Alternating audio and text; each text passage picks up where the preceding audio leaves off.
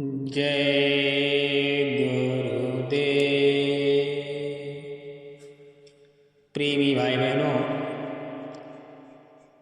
मसान की होली यानी शिव की होली है। मसान एवं अघोरियों की होली एक विचित्र होली होती है।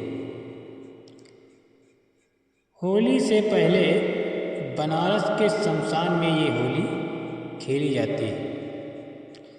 ये अघोरियों की होली होती है जो बनारस में हो रही है। शिव नटराज और प्रथम योगी भी और प्रथम अघोरी भी है। अघोर होने का अर्थ है किसी भी वस्तु से ईर्ष्या न होना, किसी से घृणा न होना, चाहे वो जीवन का स्पंदन हो या मृत्यु की वेदना। अघोरी होना विपरीत यात्रा है, जन्म की ओर की यात्रा। एक बच्चा जब जन्म लेता है तब वो अघोरी होता है। किसी भी वस्तु से घृणा नहीं करता, कुछ भी ताज नहीं होता उसके लिए। एक बच्चा अपने शरीर के मल लपेट कर खेल सकता है, उसे खा सकता है, अपने मूत्र में से जो भी है उसको इधर से उधर कर सकता है, मूत्र को पी सकता है। वो अपनी मृत माँ के स्तन से दूध पीकर अपनी भूख मिटा सकता है। वो अपने भोजन और मन को एक ही तरह से देखता है। जन्म की इसी अवस्था को प्राप्त करना ही अघोरी हो जाना है। जब आपके लिए लाश, कपाल या शमशान की राख कुछ भी न तेज रखे, अघोर होने का अर्थ है। अभयंकर भय को नष्ट करने वाला। नवजात शिशु की उस अवस्था में पहुंच जाना जहां भौतिक चीजों के बीच कोई भेद न हो, अवस्थाओं का भेद न हो, भोजन के बीच कोई भेद न हो। शिव को देव, दानव, असुर, राक्षस, मानव सब पूजते हैं और उन्हें ये भी सब स्वीकार करते हैं बिना भेदभाव के। शिव को कुछ भी अर्पण कर दो, वो सब ले लेते हैं। एक नवजात शिशु की तरह,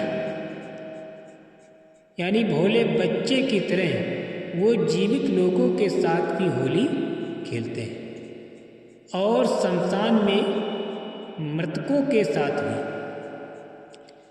उसके लिए जिंदा और मरे हुए शरीर में कोई अंतर नहीं। शिव के लिए एक सजी संवरी देह और एक मृत सड़े हुए शरीर में कोई भेद नहीं। प्रेम, ईर्ष्या, पवित्र अपवित्र जैसी मानवीय मान्यताओं और संकीर्ण मानसिकता में बंधे लोग शिव को कभी भी नहीं जान पाते। न उनके अलग अलग स्वरूपों का भेद, न उनके भांग प्रसाद का मर्म और न उनके लिंग पूजन का रहस्य।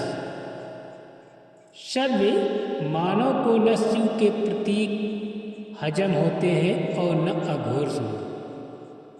शिव के बारे में जो हजम नहीं हुआ उसे धर्म के 9 ठेकेदारों ने अपनी सुविधा अनुसार हटा दिया।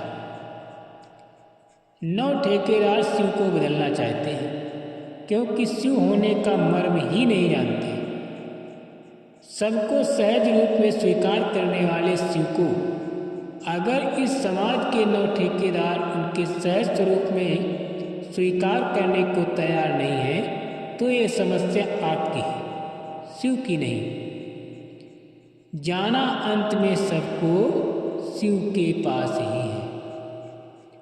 चाहे साधना की अग्नि में जलकर जाएं या फिर शमशान की अग्नि में। इसलिए शिव की महिमा बताई जाती है क्योंकि तीसरा नेत्र शिव के पास है। इसलिए प्रेमी भाई बहनों,